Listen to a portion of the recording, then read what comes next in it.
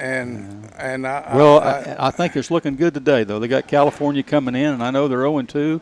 California's 2-0, but they're bringing Rudy back. Yeah, Rudy Rudiger. might get a win today. Rudy Rudiger is coming back this weekend, so maybe he can put some spark into him. I don't know. Hey, let's talk about the Tennessee Vols. Last Saturday, the Vols went on the road and got a huge win at Pittsburgh, 34-27.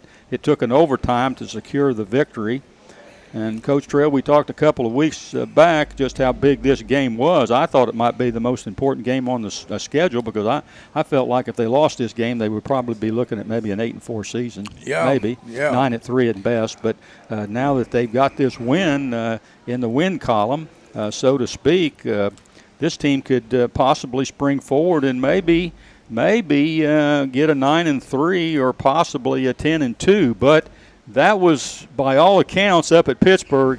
We don't ever throw a win away, but it wasn't a real pretty win. It was a pretty up, especially the second half. They didn't play real well offensively, especially the second half. Well, they had to get overtime to get 30 points, and they've been averaging 45 or 50 points. Right. And everything just didn't look like it was in sync. The whole thing. Yeah. It was just like they were not in sync with each other. The pass protection was not good. Let me ask you this: that offense didn't look like they were in any rhythm. No, the rhythm didn't look that's good. right. And we opened up. The Tennessee team opened up against Ball State that first weekend, and Hendon Hooker played about a half. Yeah. And one series of the second half. And I don't know. And today they're going to play Akron, and I'm looking for him to play a half at most, maybe one series second. Can you get into any kind of rhythm, and then they're going into the Florida game with not playing a complete game against somebody that's pretty competitive, so to speak? Do you lose some edge? Does the offense lose some rhythm in that regard when you're setting out as much as they're setting out against some of these teams? Well, to me, those teams are teams that you play your first team and then substitute in few at a time, but you don't take the whole thing apart. Don't two-platoon it. Yeah. No, I mean, you can't do that. And you got to have – the guys need to play. I mean, you need to get your rhythm going and get them all together. And we were just out of sync with everybody. Yeah. I mean, I never did like playing rinky-dink teams. It's hard to prepare for. It's hard to get your kids involved in. And you get a kind of a rhythm. Against those teams, you need to be trying other things offensively that you want to work on and things that you got to have. I've always thought you have to have something you can hang your hat on. And they didn't look like they had anything in that game at Pittsburgh to hang your hat on. Didn't even look like they had a hat. Yeah. Yeah, well, they left their hats in the hall and inside. Troy, there was a couple of things that that I was impressed with. I was looking for the pass rush. We did get a good pass rush. And the defense, the second half, really, you don't talk much about the defense over there, especially last year, but they really kind of rose to the occasion in the second half. And, I can get your thoughts on that, the defense. Yeah, I think a lot was made about 0 sacks against Ball State and all that stuff, but I thought that they terrorized Pitt's quarterbacks. Obviously really knocked did. Keaton Slovis out of the game and then basically crippled Nick Patty or whatever the backup's quarterback name was. And third-string quarterback was warming up at one point. You could see the fear in his eyes, like he knew he was in for a long day if he had to come in. So I think the pass rush was a massive positive, and obviously when it mattered most in that overtime, Tennessee's defense found a way to back Pitt all the way up and force them into basically an unwinnable situation and won the game. I mean, I think Tennessee felt pretty good in overtime just given the way that they had kind of been able to set some things up against Pitt. I don't think the execution was there. I thought there were plenty of times where guys were running behind Pitt's defense and just missed throws and whatnot. But, I thought the defense played excellent, especially in that second half. Marcus, Troy mentioned that the number one quarterback was out the whole second half, and the backup quarterback was in there, and he got disabled pretty much. How much of a factor was that in Tennessee's defense looking really good. Well, this is, I think Coach Trail would back me on this one, and I hate to say that, but it's a double-edged sword because you've practiced all week against the offense you're expecting. Mm-hmm. And you put that second guy in there, and now their preferences and their tendencies are changing because they're using a guy, and you haven't practiced against what he's done because you've not seen any tape on him. So I think it helped Tennessee is that you had a less experienced quarterback, but at the same time, Pitt started doing some things and going away from what they wanted to do and what Tennessee had practiced against to what they thought they could still get away with that guy under center. Yeah. Coach Trail, Tennessee weathered some things in this football game. They allowed a block punt. They gave up a 65-yard right up the middle. It might have been 75-yard. They fumbled on a drive that could have put the game away. They muffed a punt. Pittsburgh missed a pair of field goals, and then Pittsburgh saw a red zone possession in an interception, which could have put that score at 17-0 in the first half. Those are pretty big bullets to dodge and still come away with on the road an overtime victory, don't you think? Well, yeah, it was a good win, but you gotta look at what would happen to us if our quarterback went out. What would happen? I don't even want to think about that right now. Do you, Troy? I mean, I don't want to think about him getting hurt. Joe Milton looked okay against Ball State. Okay, but We'll I'm see if just he's saying. got his zip today. I mean, when you lose your quarterback, Yeah. now It's I tough. tell you what, like It's taking tough. the carburetor out of a car. Yeah. It looks good, but it don't run well. Yeah. And that's the kind of the way I looked at that. Yeah. I mean, and Slovis, he was a major college quarterback. I mean, he came from Southern California, and he had Very some good, experience, Right. in the deal. And you go to your backup, doesn't have very much experience. I'm really kind of surprised Pittsburgh even hung in there. After that happened, I thought it was over. I really. did too. I said, by the half, when he went out, I just thought, well, it's going to be a 50 to 20 right. game. So did I. Yeah. And I put a lot of money on Tennessee at halftime. Yeah. But I mean, I thought both teams were very inefficient, as a whole. Even Tennessee, we hit a couple of passes and stuff, but we were not consistent. And I was surprised with Pittsburgh's offensive line. They're a big group. Yeah. And they prided themselves on rushing the football, but they were forced to throw the football, and that line wasn't nearly as effective protecting the passer as supposedly it was to run the football. Right. Well, your second-team quarterback comes in. I tell you what, that's a tough spot because now we're out of sync. This guy has not practiced most of the time during the week. He's got in a few, but he don't get to throw the ball to those guys and get in time with them. And it's a tough deal. It's a tough Yeah. deal. You've got to be 100% ready with Yeah. 10% of the practice. Yeah. Right. That's exactly right. Yeah, Troy, 91 yards rushing with Tennessee. They threw the ball 42 times. How concerned are you about the rushing game right now? 91 yards, not very. I wouldn't hang my hat on that. Yeah, I think if you're Tennessee, you'd like to see more success running the football, but I also feel like I said, Tennessee's receivers were running open. They just weren't hitting them. So why go away from what's working? Like, the things you're drawing up are leading to plays that can lead to touchdowns. You just got to hit the receivers. I don't have any problem with Heupel saying, hey, we have their secondary outclassed, because if you go back and watch the game, that was the case. Tennessee's receivers running wide open for most of the night. They just couldn't connect with them for whatever reason, and that's unfortunate. But, I mean, you don't stray away from plays if your receivers are running 5 yards behind the defensive backs. Marcus, you're probably the wrong guy for me to ask this question. Oh, that's fine. That's because never stopped us before. You had the Vols going 5-7, I believe, looking at my calculations. I think that's entirely possible. Florida was beaten by Kentucky. South Carolina lost to Arkansas.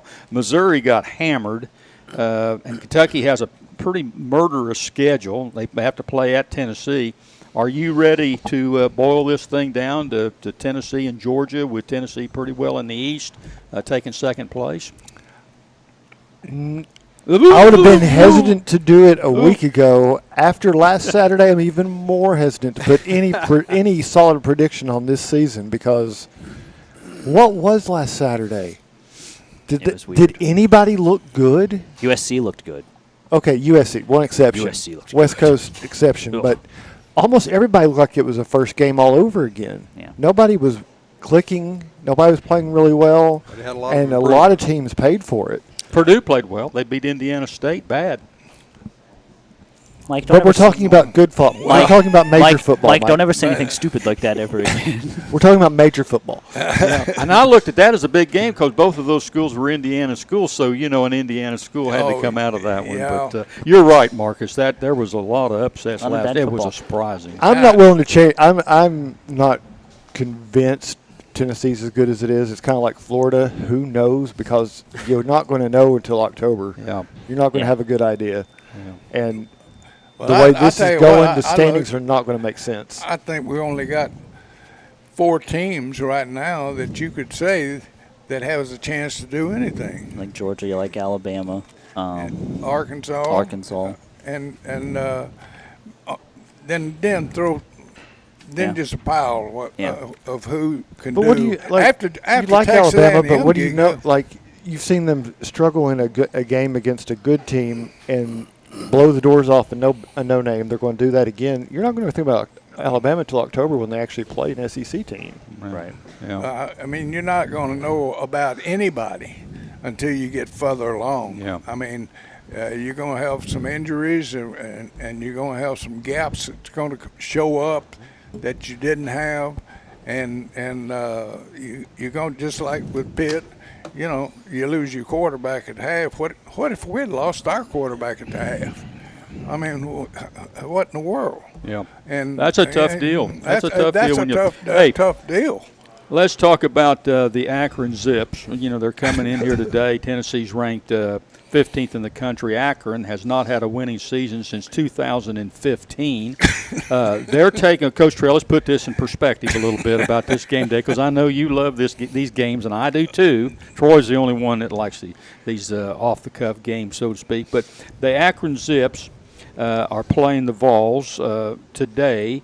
And Army was scheduled to play today. Yeah. So we gave Army $1.4 million last year to get out of that deal. Well, the and Army we're gonna, needs that. and Well, they need we're that. giving them $1.4 million because we didn't want to play that Wishbone. we don't want to play the single wing Yeah. veer type deal, run the clock, not get our offense on the field, low scoring affair, because that's what it would have been. Yep. And we're going to give Akron $1 million today, so we're going to pay $2.4 million for this win today. Well, that's What Yeah, I'm saying is we're throwing $1 million out like $100 bills Well, over So there. I they guess. add $24 to everybody's ticket price for today. Yeah, and that's a sellout. It's a sellout. You're a 47.5-point favorite, and it's a sellout.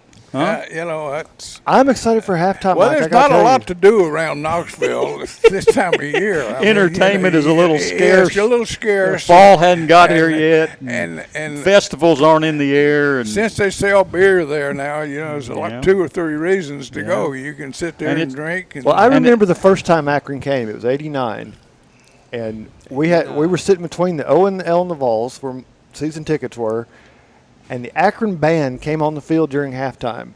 And I don't know if they had messed up the timing on how long they had, or if this was pre-planned. But literally in the middle of the song, this dude comes running on the field waving his hands. They all stopped playing, and they ran in 100 different directions off the side of that field, and the teams came running back on. It was the most disorganized chaos I've ever seen. My freshman year, Akron came to Tennessee, and I took my mom and my sister, hi Jasmine, hi Mom, to their first Tennessee game ever, and it proceeded to be the worst football game I've ever been to. We were 3 of about 3,000 people in the stands. Tennessee played like garbage for the first half. Akron hung around for hang within 10 or within before the second half. They kind of blew it open. It was horrible. Well, they got waxed last week at Michigan State, 52-0. Oh, and Mike, I would like to- and Coach Trail, I want to address this to you. We're going to have played 3 football games after today. Ball State and Akron are going to be 2 of the 3 wins. Yep. And I tell you, where I'm at a little bit on this deal is I'm a little bit I hate to see you build your program, playing those types of people. And so I did some research on next year's schedule, just to see how committed we are to playing these dregs. Yeah. We bought out BYU, and we all know what kind of team they've got. They've got a heck of a football Yeah. team this year, and we paid them $2.2 million to get out of that game at Provo next year, the first game of the year, so we could play Virginia and Nashville. So after we play Virginia the first game next year, now you can get your sellout tickets all you want in Knoxville for the next 3, because we're going to play Austin Peay, the University of Texas at San Antonio, and Connecticut the next 3 games. That's the next 3 games after we throw Virginia in there, and then that's going to get us ready for our first SEC game. Wait a minute, that's going to get us ready for our first SEC game next year against Alabama.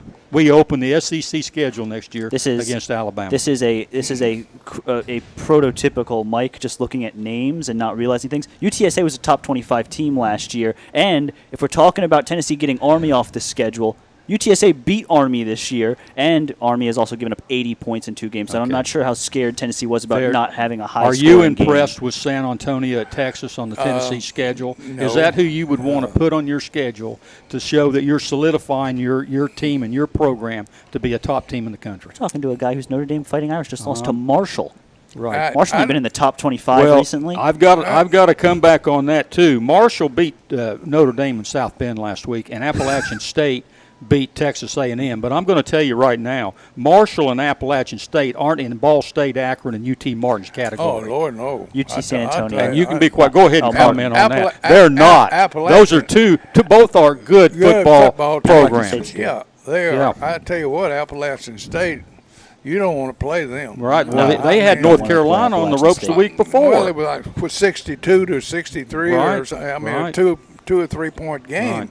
And I tell you what, they totally outclassed Texas A&M. Yeah. Well, I mean, While we're talking about the Vols, you see where Coach Heupel got an extension and a raise? yeah, we're going to talk about that here in just a Okay, second. all right. Well, We're on one road here. I'll But let I you was just fix that. I just want to make one more comment about playing these teams. We got one more to go after this one, and that's UT Martin down there, Marcus. Oh, UT Martin God. is the next one to go on down in the schedule. We're going to have to wait for that one, but it's down there. Skyhawks But I'm going to tell you are a something. force. In my opinion, the coaches get nothing out of these games. The players don't get anything out of the games. The fans don't get anything out of the games. And the pollsters aren't going to get anything out of the games either. If you beat this team today and you're 15th in the country, are you going to move up much, Coach Trail? Probably not. shouldn't. I wouldn't think. I think they moved too much after the play with. Yeah. Everybody built Pitt up to be, but this was an off year for them. I mean, they lost that quarterback that's in the pros now. I have only been saying that since And- last spring. and- Mike argued me all the way until this, all the way until kickoff Saturday. But I just you have in football, you have the quarterback plays for you for 3 years, great guy, great player, and you lose him. Yep. And now you start again, trying to build up. And what happens nowadays is your quarterback, if he's worth a dadgum, just like last year. I mean, this year we had 114 quarterbacks change schools. Right. I mean, if a guy is he good, he ain't gonna sit there on the bench and wait till next year to get. He's going to transfer, and so it's hard to build on the quarterback. Then he gets hurt.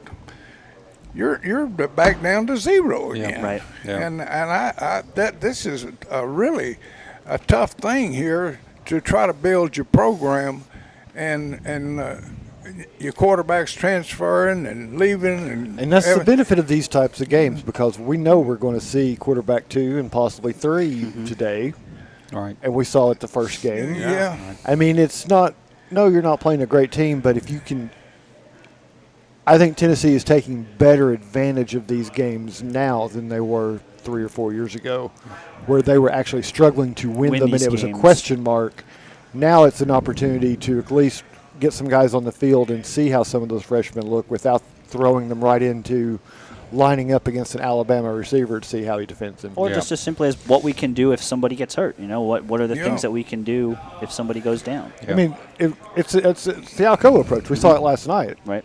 We'll talk about it later, but I mean, you got a quarterback dinged up, don't risk him. let the reserves out there and see what they do. Right. Yeah. I want to leave UT football for just a second here and congratulate Chris Lofton at Tennessee. The former basketball player is going to have his jersey retired, number 5.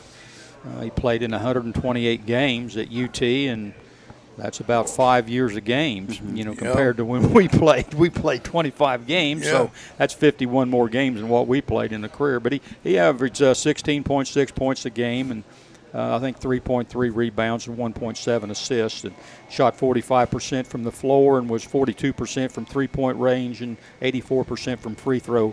But I guess the real mark of him was the fact that he won a lot of big games. He won a lot of big games over there, and he was a fan favorite and fought through some physical ailments. He had the cancer and played a year with that.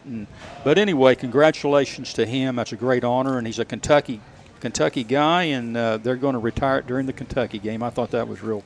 A real. When did they retire yours? That's not going to ever happen. But I can't believe that. Yeah.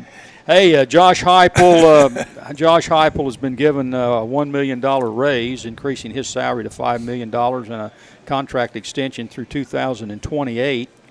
The contract and extension were actually given before the season, back July the 24th.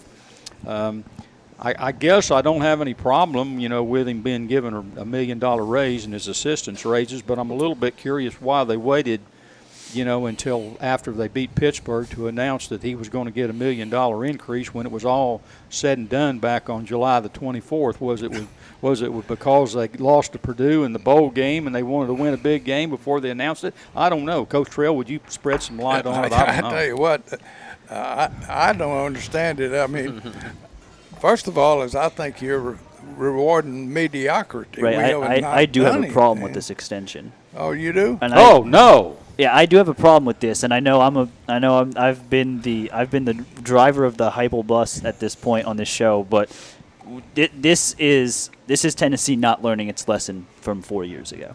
You remember Jeremy Pruitt had an okay first year. People thought they were in the right direction. They gave him the extension, and it was like the mountain fell off of the entire face of the earth. I mean, it was bad, and it's just Tennessee not learning from that situation. I think Josh Heupel is going to be a fine coach here, probably more than fine. But you have to give him more than a year to prove it, and to just throw more money at the guy, more years at the guy, increase that buyout.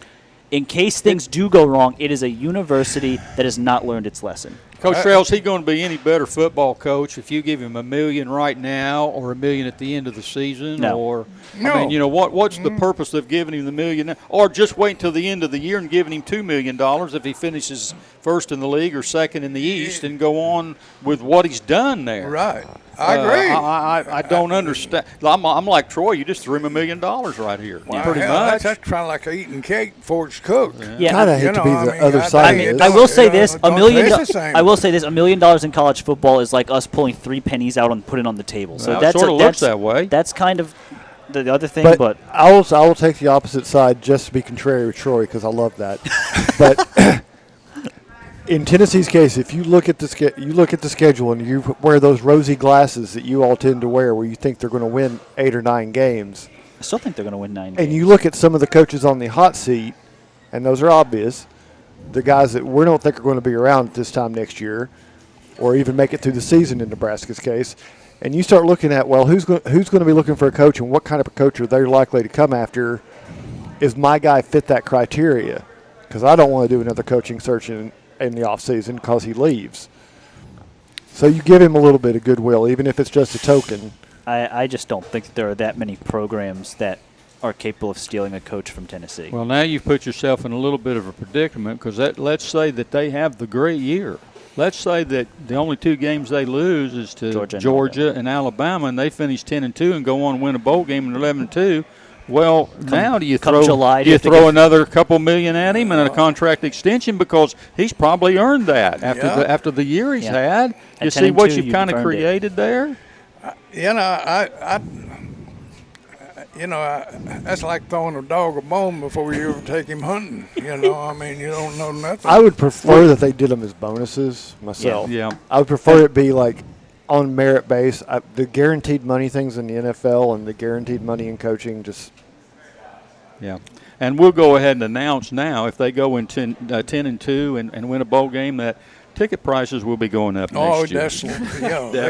Any excuse to raise the ticket price. Ticket price and donations. Yeah, donations sure. and parking. Oh, yeah. Parking will be going up. I'm going to the game tonight. I was surprised at how much the ticket cost for this game. How much? I paid like $36, but I'm up at the top. Like I'm sitting on the rail. $6. $36. Yeah. I'm sitting up on the VOLS on the top of the So stadium. I'm pretty wonder sure. what they're paying down low. Yeah. A Well, lot. that's not a bad seat because you can look down at the fireworks. See, the fireworks will be down below you. I have to. Yeah, but when he says I have that, to dodge them, Mike. he's not. When he says he's sitting up there, he's literally sitting on top of one of the O Yes. and the L. Yeah. And the fireworks are coming at me. Well, listen. You may be ducking up You're going to be all right because I think it's going to be a clear night and no clouds are going to get in your way Thank up you. there. I appreciate it. Hey, Just it's be time- careful of the birds. Hey, it's time to turn the page, and next up is the local scoreboard and mark it down featuring Marcus Fitzsimmons. You're listening to the Goatee Sports page, and now stay tuned for the best in local sports.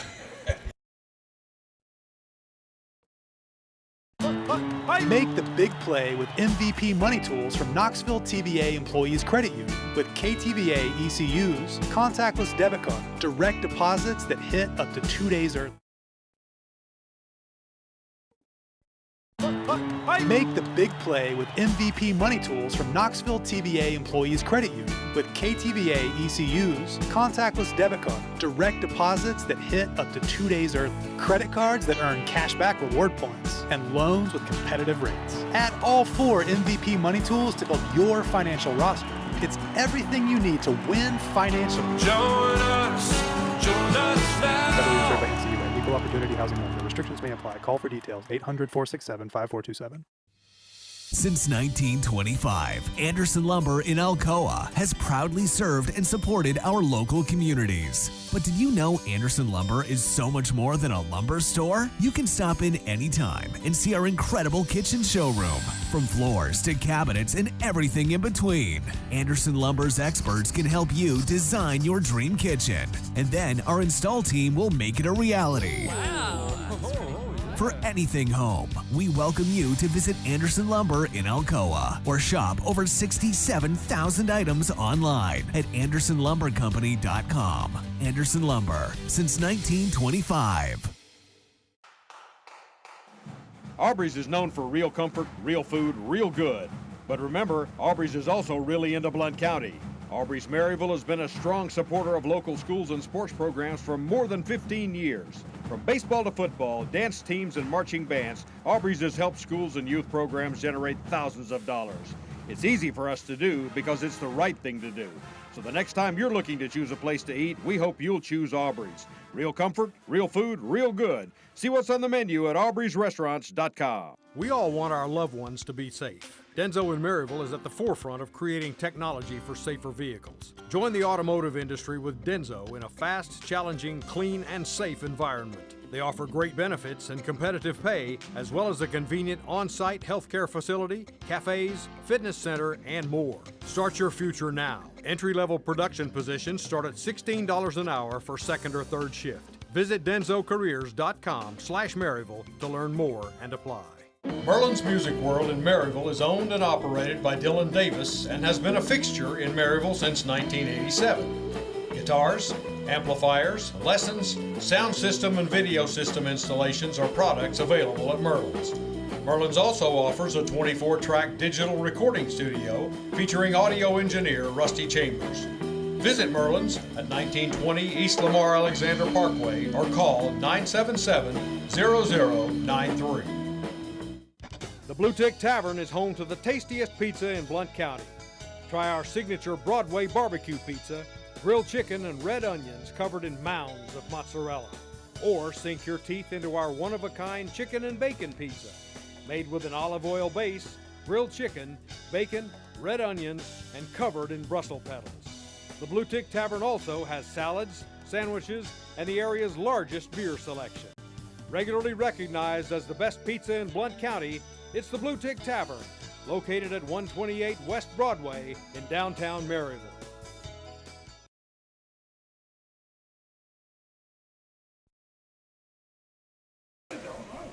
Welcome back to the Blue Tick Tavern in downtown Maryville. This is Mike Edwards along with the rest of our broadcast crew, and now it's time for the local scoreboard brought to you by Donnie Moore.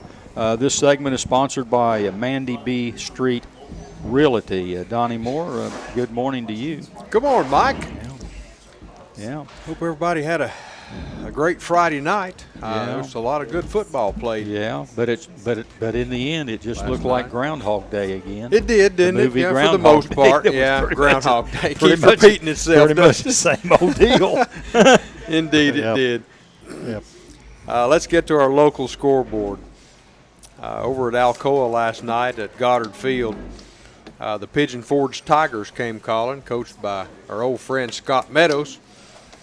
And Pigeon Forge put up 20 on the Tornadoes last night. Of course, that's not saying a lot because Alcoa got to play a lot of freshmen and sophomores last night against the Tigers. But, I texted you last night. They yeah. put up 20. Maryville only put up 14. Yeah, So that's true. I was wondering what was going on. Well, Alcoa played their first teamers most of the game. In fact, all of the game. You explained that real clearly. I did, yeah. You can't afford to let down against Maryville because Maryville will beat you if you let them. And I liked what Scott Meadows did last night.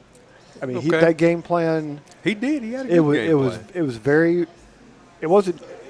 I won't say it wasn't trying to win, but it was accomplishing some things that will come in very valuable for Pigeon Forge when they're playing GP.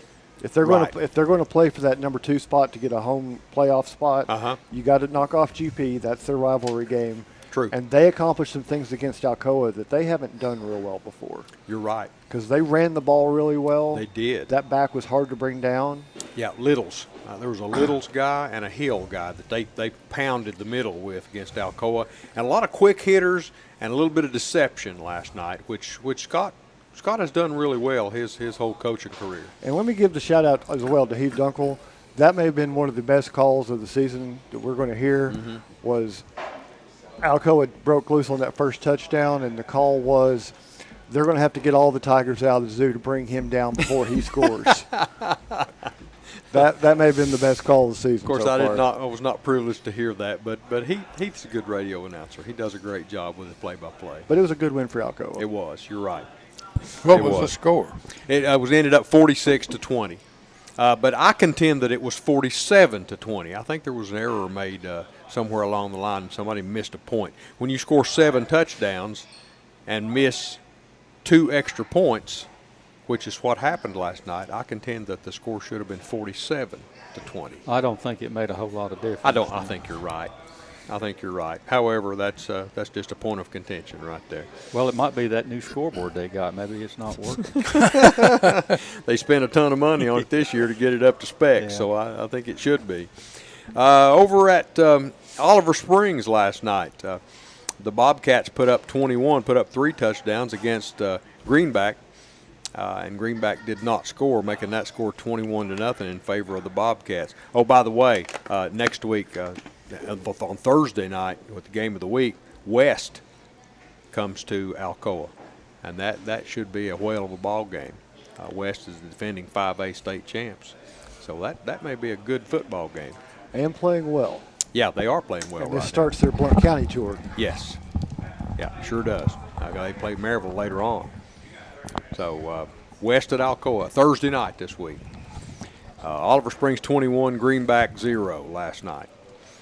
Over at Knox Central last night. Heritage, the Mountaineers traveled over to Knox Central and played a valiant game last night and fell to Knox Central 32-28. Close football game. Heritage had control of this one early. Yeah, they were leading late, weren't they? They were up 28-10 in the second half. Yeah. And I don't want to say the wheels came off, but the turnover bug bit. They had a slew of turnovers, and Heritage is playing better, but they're not in the position where they can overcome that many turnovers. Right. And Well, give Central a chance and let that running back have a chance. yeah. Anyway, final score, Central 32, Heritage 28 last night. Heritage goes, they host Seymour next week. Marcus? Tri-County Crossroads Yeah. rivalry game. Yeah. We'll see how that one turns out. Maryville hosted Bearden last night and had very little trouble. Only held Bearden to only one touchdown last night and won that one 28-7. Maryville goes to Science Hill, goes up to the Tri-Cities area next week, goes to Science Hill. We'll see how that one turns out. I'll tell you in a minute how Science Hill did last night. Seymour went to Sullivan East last night, one of those Sullivan County schools, and Seymour prevailed by a touchdown, 28-21 against Sullivan East last night. And as I mentioned before, Seymour goes to Heritage next week. So we'll see how that one goes. Kings Academy hosted Friendship Christian School. Oh, my. Yeah. Well, friends. Friendship Christian, not Friendsville. Friendship Christian. That's where's that? Friendship Christian. That's Middle Tennessee, right? They're Middle Tennessee, and they're the powerhouse that Kings finally knocked them off last year for the first time. And Yeah. they got some payback last night. Friendship was The not- Commanders, and they They- commanded last night. Yes, they did. They commanded. They won that one against TKA 33-0. Blanked the Kings Academy team last night, 33-0 over TKA. And William Blount hosted. They had 3 home games in a row, I think. I believe that's right. I believe they have. They hosted Science Hill last night. I told you I'd tell you in just a minute how Science Hill did last night. Well, they did well. They blanked William Blount 35-0. Yeah, last night. And, of course, WB travels they're on the road next week going up to Sevier County to play the Smoky Bears. I think they're on the road the next 3 weeks. They I better believe pack they a tent. are. They better. No kidding, because they're going to have to do better next week, and I think they will. They'll grow a little bit. They're still a young team, and If they're going up to Sevier County, that's not a real easy place to play. It's not an easy place to play. Yeah, you play it on the side of a mountain up Yeah, there. you do. You're right. They put too much dirt in the center of the field. Sevier, you're thinking They got of GP. Sevier County is down by the airport. It's by Dolly Parton Parkway. Yeah, it is. It's a beautiful view, but you're not having It to is. fight the traffic. You're right about that. But William Blount gets blanked last night by Science Hill, 35-0. And let's toss in a little bit of love here, because we were on the air last week while this was going down. But Scott Cupp riding in the back of Robbie Bennett's truck to take that bell back to Heritage. He did. He That up. that may have been a great video. Cup manned up. He did. Great commentary on the scenic drive. Yes, I saw A that. little bit of commentary on Robbie's driving. In the rain. Yeah. And he's In the working down. rain. Cup's working down at Heritage now, isn't he? I think he has to clean toilets or What's something. What's for he doing down there a week. now? I have no idea. Assistant athletic director. In Heritage apparel. So that was tough on Mr. Cup. So But I thought that was very entertaining of him. it was indeed. Entertaining keeps things lively at WD. Yeah. It was indeed. Well, they had a picture of on Facebook where a Heritage player was, I guess, scoring a touchdown. Robbie Bennett was over there. Looked like he was jumping up and down, and the picture looked like they need to put Robbie a gets straight jacket. excited. And then there was Charlie Paleo just standing right next to him, and I think Earl McMahon was over there on the other side. But Yeah. that Was was that last night? Collaboration. a week ago. That's week ago. inter-school collaboration Yeah. right there. Yeah. Well, that's it for the local scoreboard. You're listening to WKCE 105.1 FM and 1180 AM, Mid-Century Radio. And now to veteran sports writer Marcus Fitzsimmons for his feature, Mark It Down.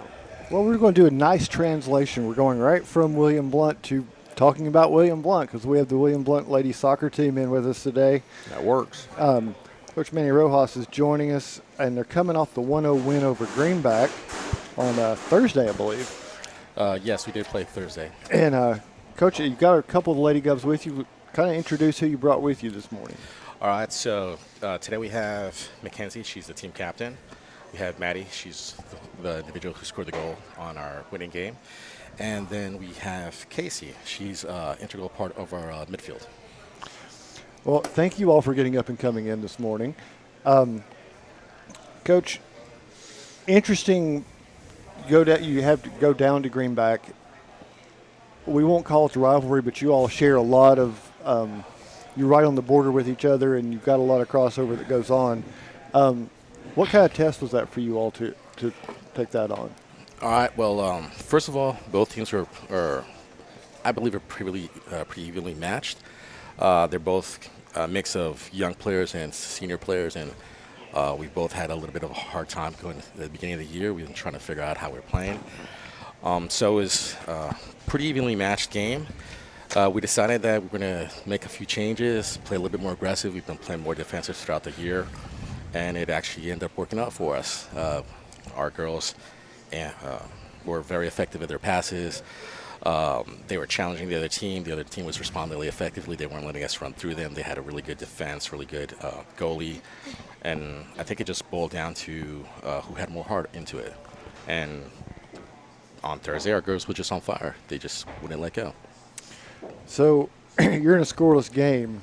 When does Coach start getting nervous about a scoreless game? How far in the second half do we have to get before Coach is thinking, Well, we started off a couple times where we were really close to scoring a goal. So we thought, okay, it's probably going to happen sometime soon. And the first half goes by and we haven't scored a goal. So we decided we're going to go more aggressive, more offensive play. And we're doing that. And then 3 quarters into the game, we're still not scoring, but we're really close. And at that point in time, we're like, we just have to go all for it right now. So fortunately, Maddie scored the goal when it did. But at that point in time, we were kind of like biting our nails, like, when is this going to happen? Because the girls want it to happen. We can see it happen. It's just not materializing. Well, let's ask her about that goal. Talk a little bit about what happened when you finally got it in. It was just like, it was interesting because I've never played forward. I've always been a goalie. And so when it went in, it was just like, we did it, and that's how a team works. And it's just great passing and stuff, so it was great. What exactly was going on? We know it was late in the game, about 6-7 minutes to play. Was there any pressure building on you guys? Do we need to get one of these to go in? Yes. Yes. There's a lot of pressure. Yeah. Well, let me ask your cohorts on the side. What was the team's reaction when she finally got one to go? Everybody was really excited and glad that we scored a goal, and it really boosted up our confidence in the game. And And what was it like to get the win at Greenback? Because we know you all have a little bit of a rivalry between knowing each other as well as you do. It was like a really, really good win for me personally because my older cousin playing at Greenback, but also with like us playing with the girls and knowing them a little bit more from them coming last year, and it just being a pretty good even match made it more fun, and us just being able to talk to some of them and play throughout the game made it really, really cool to play against them. And I think that like whenever we did get that goal, it was kind of like, whoo, we got something. So, Maddie, you making the transition, you mentioned it from keeper to forward. How has that been? Because that's a totally different skill set we're talking about now. Yeah, so this is actually also my first year playing. So being in goal, it's like I was kind of just standing there. It was nothing. But when you get in forward, it's a lot of running and movement, and it's a lot. Coach, she must be doing something right. Well, this year, like I said, since it's we're starting with a kind of new team, we went down to the fundamentals. We've been working on mainly looking at fundamentals and building the team from the fundamental part of view. And the problem with that is it takes a while to see the results. So we're finally seeing the results. And it's a team combination between the head coach, Robert, and our other assistant coach, Megan. We've been just looking at different angles, different strategies, different ways to teach them the same skills so they don't get bored. And I think it's finally culminating into we can see the results. Unfortunately, it's towards the end of the season, but we're actually seeing them grow. And we're seeing the results of what we've been doing. And it's a long season, but it's a very short season in Tennessee because you all are playing. I don't think most people realize this, but Tennessee's on the flip side of the majority of states. Most of the state high schools play in the spring, and the fall is for the clubs, and you all are in a little bit of a conflict with that. So it's a little bit more challenging to get what you're trying to grow and develop with players, isn't it? Yeah, because we have some players. For example, Maddie is the first year she's playing. Our other goalkeeper, Brooklyn, this is the first year she's playing as well. My daughter, Cecily, this is the first year she's playing. And then we have other players like our seniors, Sydney MacArthur, who she's been playing for 4 years and she wasn't able to come today. We have other players that have been playing together, like Emma and Morelli. They've been playing for, I think, since they're like 8 or 9 years old. I don't remember, but they've been playing for a long time. So we have different levels, skill levels, and trying to incorporate all those skill levels, and then at the same time trying to teach them the basics and trying to teach them communication. It's a little bit of a difficult situation, but I mean the girls answered the challenge. They've been working really good.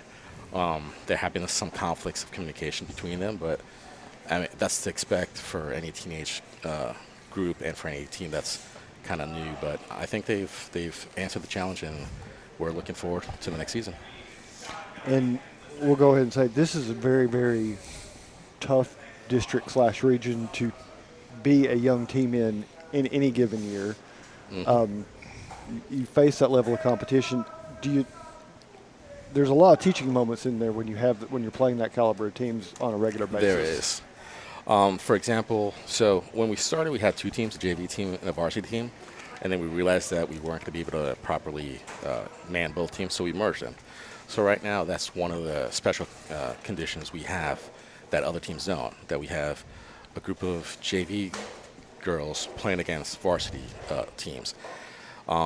So fortunately, we have some of our more senior girls have been teaching the other girls, and they've been helping them progress.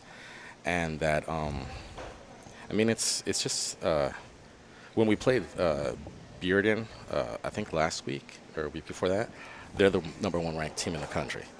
So it was a really hard, really difficult game, and everyone expected us to get rolled down within the first 5 minutes. That didn't happen. The girls saw the challenge.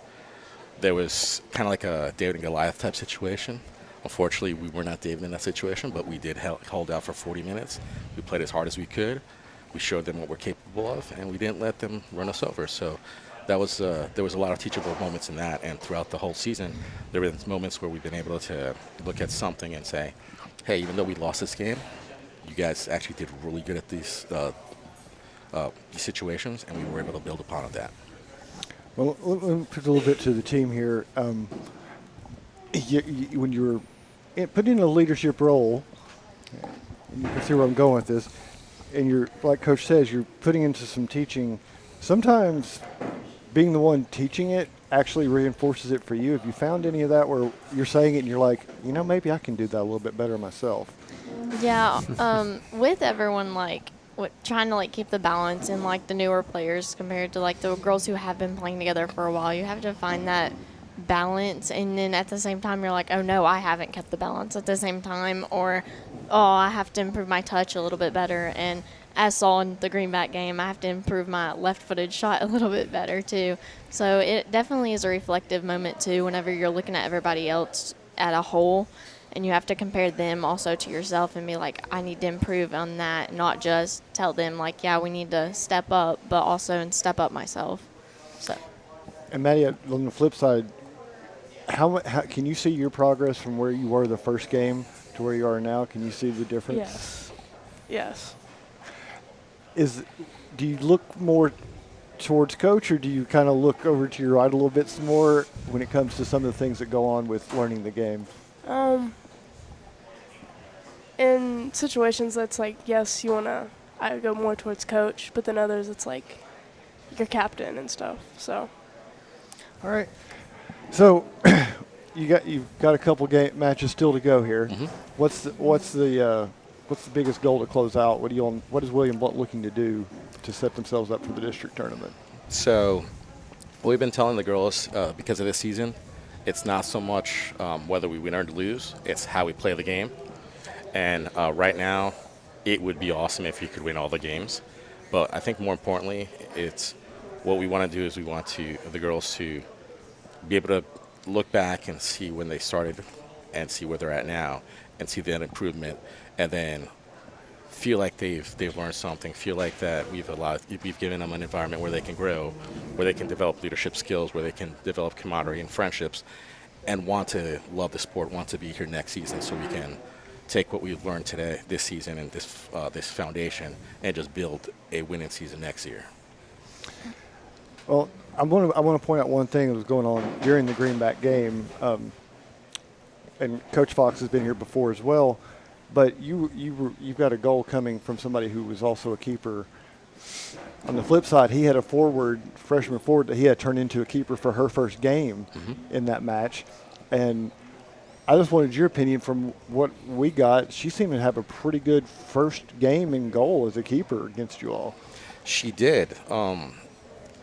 So you can tell if you look at the game was mainly played on their side, and that was our strategy. Always been the best defensive offense. So if we keep attacking them, we give them little chance to defend them, to attack us.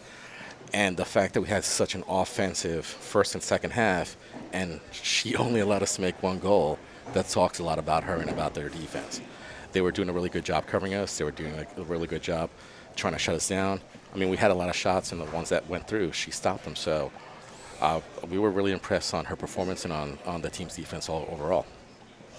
And I'll let the girls close this out, but you all have you heard what Coach said about the rest of the season. What makes this a win? What makes this season pay off for you all? What do you want out of the next month of play? I think that we want to improve our defense because there is a lot that we need to improve on, as in like breaking down at the ball whenever we're getting attacked on us, but also connecting our passes whenever we're getting up the field to be able to move offensively. So just getting that connection, the connection from passes, but also on defensive connections, that would help us move forward, I guess, as in get us a mindset of how we want to play and how we want to be different. Maddie, what do you see the team needs? What do you want to see out of the next month? I was going with everything she said. Okay. She kind of put it all into one. Yeah, I think Mackenzie cleared it up pretty well. I think this season has been a little bit rough, but we're all getting together, and I feel like next season is going to be a lot better and stuff. Well, we appreciate you coming on, and I will say this: you all weren't here for our opening segments, but we were talking about anything can happen this season. This fall is anybody can be App State knocking off Texas A&M. So, best of luck for the district tournament, and we wish you the best of luck. And thanks again for getting up on a Saturday morning, coming and visit with us. Thank you. Thank you very much for having us. I guess, Mike, we'll go ahead and turn the page. Okay, thanks, Marcus. We'll take a timeout here, and when we return, Daily Times sports editor Troy Provo Heron announces the player of the week. You're listening to the Goatee Sports Page, Blount County Sports Voice, and now stay tuned for the best in local sports.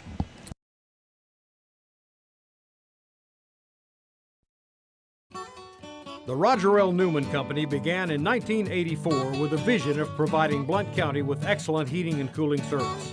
Mr. Newman also wanted a real business. No gimmicks and no high-pressure sales. They just fix it or replace it. They want to stay within your budget and make you comfortable.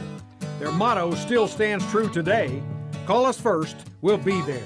Call Roger L. Newman Company at 982-5446 or visit online at rogerlnewman.com. Cooler temperatures are approaching. Upgrade your furnace now for as little as $50 a month. Your newspaper? That's right. The Daily Times is your newspaper, tailored to where you live, emphasizing the things that affect you and keeping track of the people and players in our community. The award-winning Daily Times can be delivered each morning right to your door or inbox with the latest in local news and sports. For a 30-day free trial offer, call 981-1100 and begin enjoying your life, your times, every day with the Daily Times. Dunkin' has what you need to conquer the day.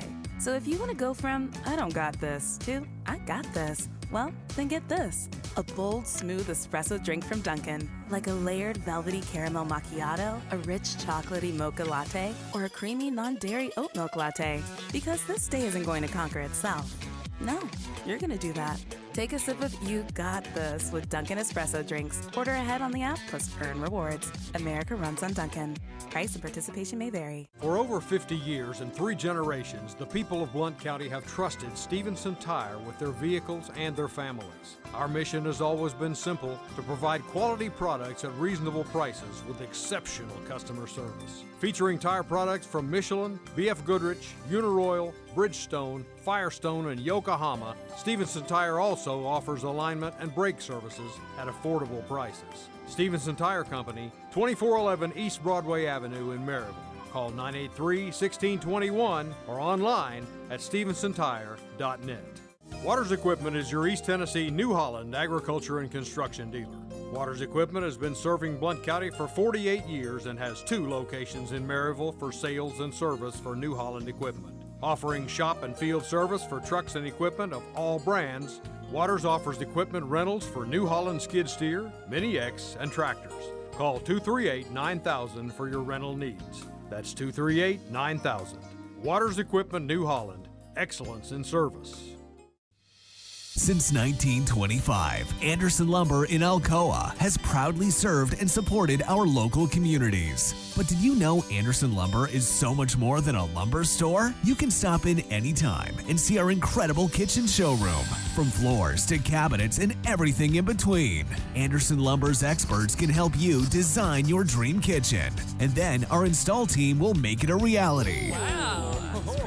For anything home, we welcome you to visit Anderson Lumber in Alcoa or shop over 67,000 items online at AndersonLumberCompany.com. Anderson Lumber, since 1925. Welcome back to the Blue Tick Tavern in downtown Maryville. This is Mike Edwards, and it's time for the Anderson Lumber Company Player of the Week segment featuring Daily Times sports editor Troy Provo Heron. Troy, we got your heart rate going in the UT segment, so Hey, you always make me so mad, Mike. We'll calm you down a little bit here with this group, but looks like a good-looking group, and we'll turn it over to you. Yeah, we are joined by Clayton Bradley volleyball coach Cheyenne Burnett, Sydney Atkins, Mia Atkins, and Layla Bowman. And Coach, I want to start with you. You played 10 sets this week. You won 9 of them, a 3-1 win over TK on Monday, a 3-0 win over McMinn Central, and then a 3-0 win over First Baptist last night. Just kind of what can you say about your girls and the way they're playing right now? Obviously, they're playing great. I think something that's really special about our group is the amount of hustle and, heart that they put in to every set they play. We have our struggles just like anybody else does, but they really push through it and come together as a team. And that's something that's been very big this year is playing as a team. And I think it's definitely translated to the sets and to the matches. Sydney, Coach talks about hustle. It's one thing to have talent, but it's another thing to kind of be willing to give it 100% every point. Just kind of what is it about this group that kind of makes y'all want to go all over the place and do what y'all need to do? Yeah, I think it's like Coach said, just always working together and hustling. And I think a big part of that is just trusting each other and just knowing that we always have each other's backs and we're always there for each other on the court. One thing this team does really well is serve, and you're the best out of the group. Just kind of what has kind of allowed y'all to be so successful in serving and not making those mistakes that kind of give away points? Okay, so during games that were not doing so well serving, Coach always kind of nails the hammer on it. You have to keep this up. This is what gets us those wins, and this is what makes the difference in the games that we win and lose. And I think she puts a lot of motivation in us in that. And also during practice we do drills, passing drills, hitting drills, and then we supplement other drills in between those with serving. So we do a lot of serving, and she does a lot of great work with us, helping us and teaching us how to serve too. How much do you think the ability to serve and pass and all that stuff kind of helps you as a hitter and all those things? Yeah. Well, Coach tells us all the time, serving wins the game. So we know, we have to serve to just win. But a great game to talk about was last night was we started out kind of struggling a little bit with our defense and our passing. And then as soon as we got that under control, we were like, okay, time to run the offense. Time to get those swings in and get it down and just hammer it. And that's what we did. Coach, I've watched a lot of high school volleyball in my 10 years here in Blount County, and I can say that something – I'm competitive, and I shouldn't be allowed to be on sidelines and stuff because I get angry for nothing, but something that really frustrates me is just watching teams hit it into the net on serves all the time and just kind of giving away those points. Just for you as a coach, how important is it, the fact that you aren't giving away those points, that you're kind of forcing the other team to beat you instead of beating yourself? Yeah, and I think that's a conversation we've had a few times. There's an especially tough game we had with serving, and I broke it down and I said between our serves and hitting errors, we gave them 45% of their points. 45% of the points they did nothing to earn. And I think putting it in numbers and putting it in perspective really helps them see oh wow, this really is a problem. And we were struggling a little bit at the beginning of the season, and I think, just letting them know, don't think about it. This is something just like a free throw. You've done it 1,000 times. It's a natural movement. Get out of your own heads, and it'll come. So I think just playing loose, playing relax, and, putting that in front of them of, these are the numbers, and if we clear this up, look at how much better we are. So. Sydney, y'all are playing really good at the moment, but y'all have had a pretty good season throughout. Just what has when y'all entered the season, did y'all think we could be this good, and has it surprised you at all at how good y'all have been? I was confident in our team, and I felt like we've had a better connection with this group of girls than we've ever had on the court. And so with our team chemistry and just the way that we play with each other and the way that we interact with each other, it's just been magic on the court, basically. So, Layla, I want to talk about something. Obviously, y'all's whole school gets the TSSAA kind of accreditation for next year, if that's the correct word. I don't know. But just as a senior, just kind of what has y'all's message as a senior group been to kind of lay the foundation going into next year and kind of joining TSSAA and being a part of that? We've talked a lot about family. I think that's something we as seniors know a lot, is we have to be a family, and for them to continue next year, for me and Sydney to come back and be on the sidelines next year, I mean, we just want to continue to see them to know they have to be a family to do it. Like we talked about it before, like you have to trust each other.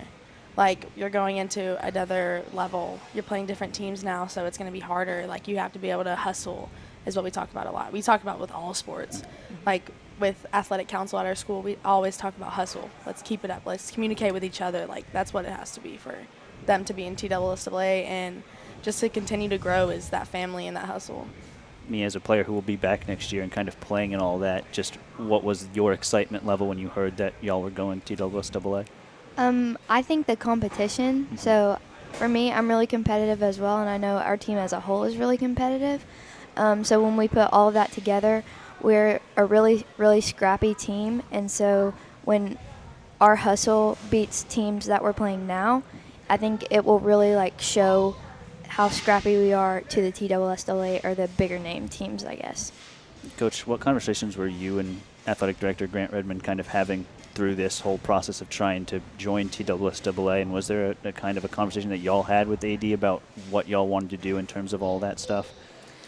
I don't think necessarily in regards to the TSSAA. When I came in, the conversation that we had moving forward, kind of knowing that we were going into the TSSAA is, we didn't want an easy schedule. We wanted to challenge ourselves. We wanted to play the tough games. And the excitement for me and for the team to have that thing at the end of the year to play for. Right now we're playing hard, but once that last game's over, that's the last game. Right. So being able to take that next step and give them, that opportunity to really show themselves at the end of the year, I think is huge. And we open the season with a lot of tough teams. And that's who we're going to be playing throughout the TSSAA. So really getting ourselves ready and geared up to have that type of competition every night moving forward. It does appear to me that there are more TSSAA schools on your schedule than maybe in years past. Was that kind of a purposeful thing to kind of prepare for next year? Yes, and I think just challenging them in general. I don't want easy wins. I think they can speak to it. It's more fun when there's higher competition, and it's a challenge. So I wanted to make sure that we were challenging the girls and letting them know that this is the standard moving forward.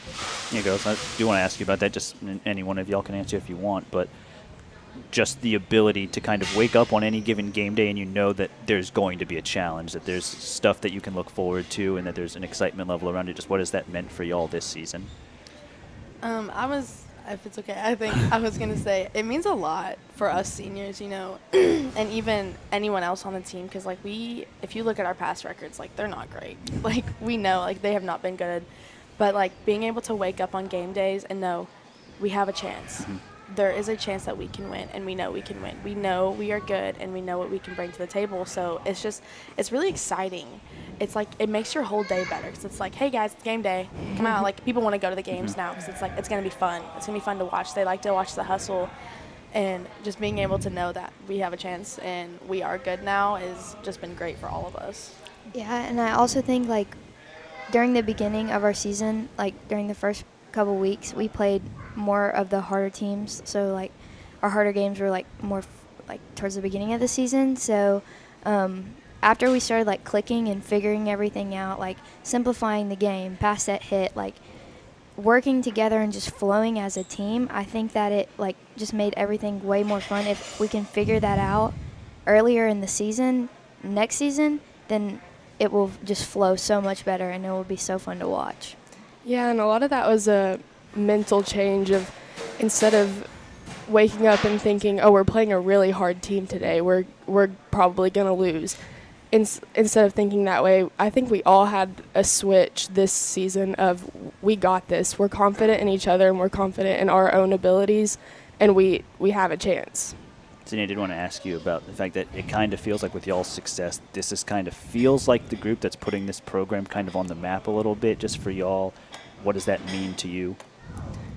I've only been a part of the team for 3 years, and so just seeing the tremendous amount of growth from 3 years ago to now is really incredible. And I know for probably me and Layla, it's something to look back on and just like it's almost like a legacy of we were a part of that and we did that, and that means so much. Layla, what were your earliest memories of this program when you first started, and what has it been like to kind of watch it grow over the years? So this is my 7th year on this team. I was here the 2nd year volleyball started at CVA, and I think just being able to see like from having our own gym we can practice in the whole time and not having to go to like Clayton Homes to practice to having a big crowd there and people cheering and all these chants, I think it's just been great. Like it's like Sydney was saying, it really is a legacy. Like it is our senior year, but we're going out with a bang on our senior year, and it's been great being able to be a part of that and start that legacy for our school. Coach, I did want to take the time in this interview to talk about a really cool event y'all have done the last 2 years in this Battle for Blount County tournament with Apostolic Christian and Maryville Christian. Takes place next weekend. Just kind of how special is it that you get 3 schools who maybe aren't as well known as the Maryvilles, the Alcoas, William Blount's Heritage and all them, but for all of y'all to kind of get together and kind of have your own showcase, your own display of talent on Saturday? I think it's great that our athletic directors took that initiative to give us that opportunity, especially knowing that, we don't have the end of the year tournament right now. So this is kind of that for us. And I'm really excited about this weekend or this coming weekend. Last time we played Maryville Christian, they were missing a few girls. And we definitely, we want to beat everybody at their best. And if we can go ahead and beat them that first match, it's going to be us versus Maryville Christian and make it to that Apostolic Maryville game. I definitely think we're looking for some payback. When we played them, it's not good when one person has an off night, but our whole team had an off night that night, and it didn't look pretty. So I think we're really excited about the opportunity to get a second run at them and really show them, who we are as a team. Sydney, what went wrong in that Apostolic Maryville game a few weeks ago? I think the root of all of our losses are just bad communication. And I think that goes for pretty much every team sport that you play, but we were just really off on our communication that night. And like we were talking about earlier, serves are a big part of that.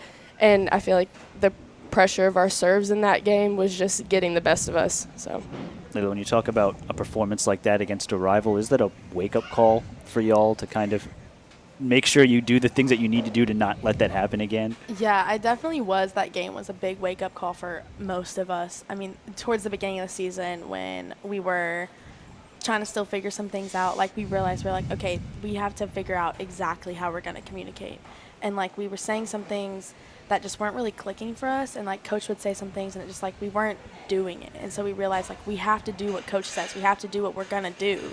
And so like it was definitely a wake-up call for all of us. Like, we got to communicate. Like, we just got to push our best, and we got to keep pushing through. We can't just let the team down. Like, we can't just let our energy down. We got to keep pushing. We've talked about moving to TSSAA and all that, but how big would winning this tournament next weekend be toward kind of setting this program even in a further trajectory than where it is right now? I think it would definitely put our name up there and, like, let more people know that we're not just, like, a private school who has a small volleyball program, and that we're actually like a team who works together and can win and can prove to people that we're not just a small school.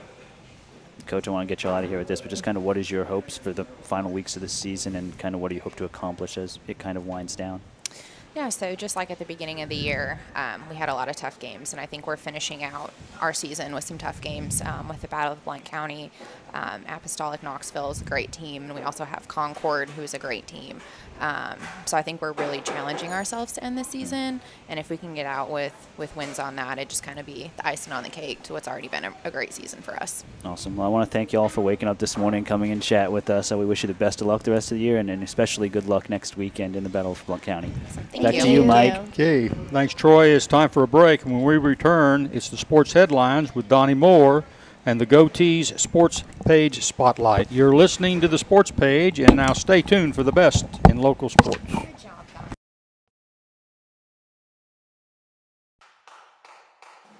Aubrey's is known for real comfort, real food, real good. But remember, Aubrey's is also really into Blount County. Aubrey's Maryville has been a strong supporter of local schools and sports programs for more than 15 years. From baseball to football, dance teams, and marching bands, Aubrey's has helped schools and youth programs generate thousands of dollars.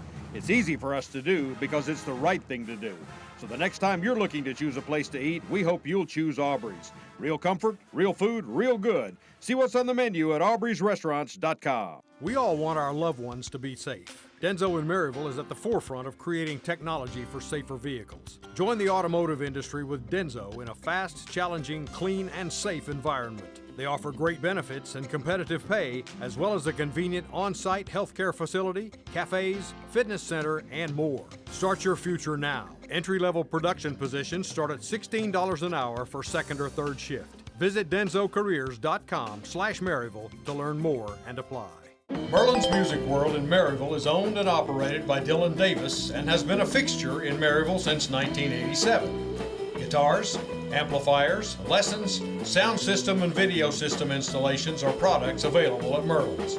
Merlin's also offers a 24-track digital recording studio featuring audio engineer Rusty Chambers.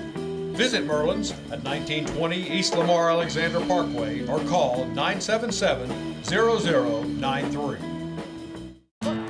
Make the big play with MVP Money Tools from Knoxville TVA Employees Credit Union. With KTVA ECUs, contactless debit card, direct deposits that hit up to 2 days early, credit cards that earn cashback reward points, and loans with competitive rates. Add all 4 MVP Money Tools to build your financial roster. It's everything you need to win financially. Join us now. Federally insured by NCUA. Equal Opportunity Housing Lender. Restrictions may apply. Call for details. 800-467-5427. The Blue Tick Tavern is home to the tastiest pizza in Blount County. Try our signature Broadway barbecue pizza, grilled chicken and red onions covered in mounds of mozzarella. Or sink your teeth into our one-of-a-kind chicken and bacon pizza, made with an olive oil base, grilled chicken, bacon, red onions, and covered in Brussels petals. The Blue Tick Tavern also has salads, sandwiches, and the area's largest beer selection. Regularly recognized as the best pizza in Blount County, it's the Blue Tick Tavern, located at 128 West Broadway in downtown Maryville. Waters Equipment is your East Tennessee New Holland agriculture and construction dealer. Waters Equipment has been serving Blount County for 48 years and has 2 locations in Maryville for sales and service for New Holland equipment. Offering shop and field service for trucks and equipment of all brands, Waters offers equipment rentals for New Holland skid steer, Mini X, and tractors. Call 238-9000 for your rental needs. That's 238-9000. Waters Equipment New Holland. Excellence in service. For over 50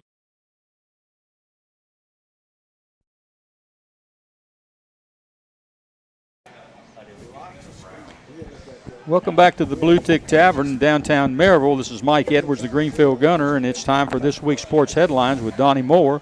This segment is sponsored by the Tennessee Smokies.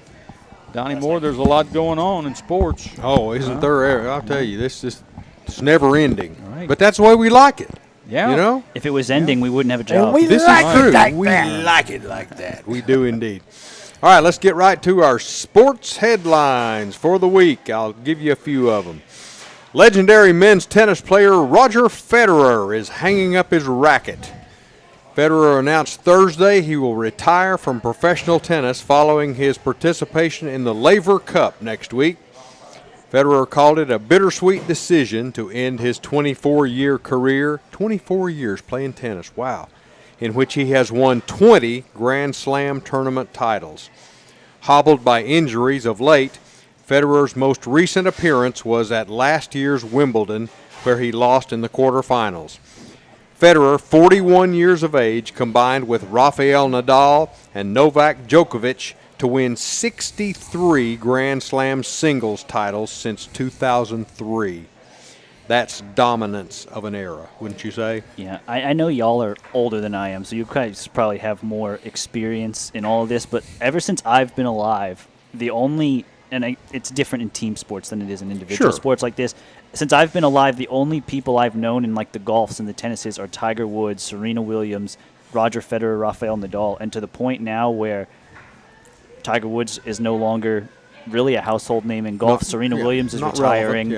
Roger Federer's retiring. You have to think Rafael Nadal is close behind. It's weird for me that like all the people that I know in these sports are now gone, and you kind of have to learn new people. You do. It's a new generation. Because you're getting old. That's the I know. deal. That's what I'm saying. I mean, because it's not even like these people were so dominant in their sport that it almost didn't give you a reason to get to know anybody else. Like there was no point in learning another tennis player outside of Serena Williams and Roger Federer. They were going to win every year. Yeah. You were right. Well, I'll tell you something just from experience, and Coach Trail will probably back this up.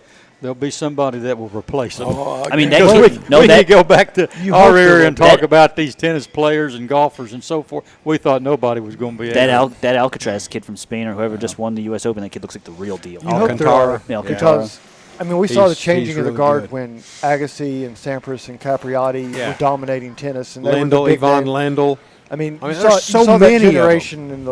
in the mid '90s, late '90s that was so dominant and so popular. Yeah, and then there was a little bit of a lull about 3 or 4 years before the Williams sisters came along, and we started seeing this group.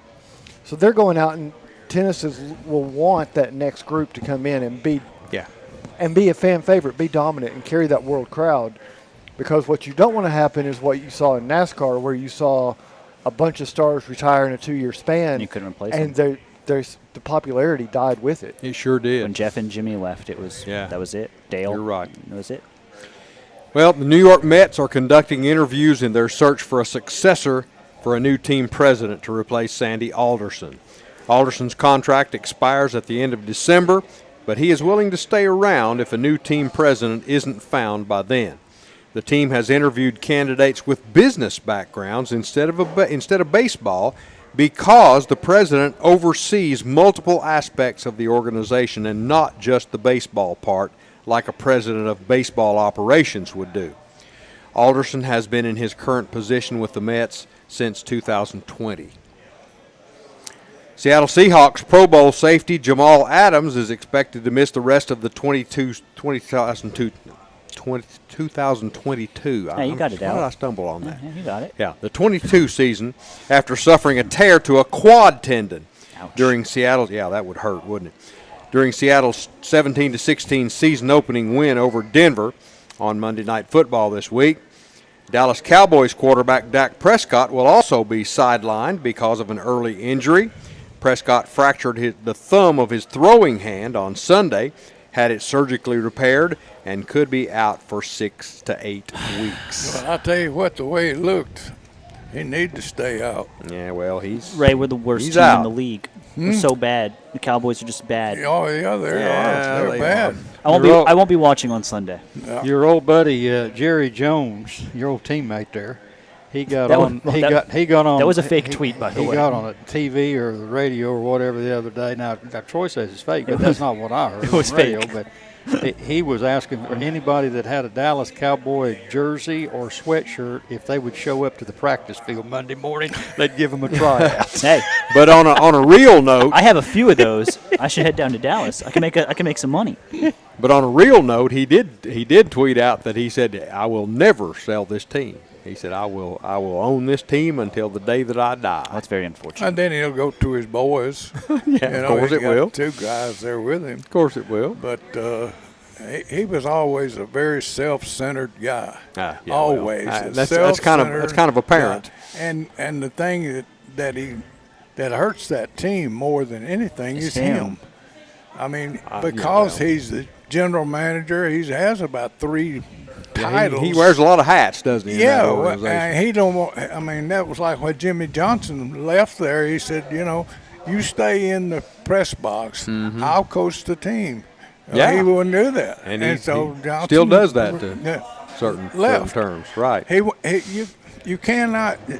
It's kind of like in discipline and things like you got to have somebody else beside yourself. That's called being overseeing. It's called being a micromanager. Right. That's what he is. He He's- wants to be a micro he's coach one of and the best. manager and everything. Or worst, as the And case may be. He's got a lot of money. How about sending him up in one of those space capsules at the start of football season and bringing it down after several orbits about January? Yeah, I'd something. do that. I tell you what.